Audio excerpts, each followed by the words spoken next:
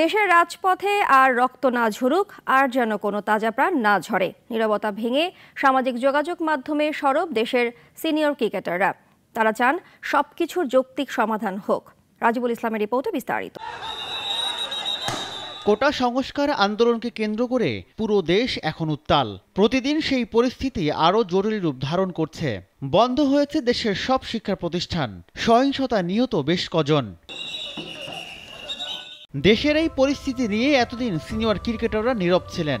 অবশেষে নীরবতা ভেঙেছেন তামিম, মাহমুদুল্লাহ ও শান্তরা। তবে দেশে যা হচ্ছে তা জেনে আরও অস্থির হয়ে উঠছেন তামিম। সাবেক অধিনায়ক মাহমুদুল্লাহ রিয়াদ লেখেন, বর্তমানে দেশের সার্বিক পরিস্থিতি কোনোভাবেই কাম্য নয়। প্রতিটি শিক্ষার্থীর জীবন অমূল্য। অধিনায়ক শান্ত লেখেন, শিক্ষাঙ্গনে চাই না সংঘাত, আর যেন না হয় রক্তপাত। সংঘাত বন্ধের পাশাপাশি যৌক্তিক সমাধান চেয়েছেন লিটন দাস।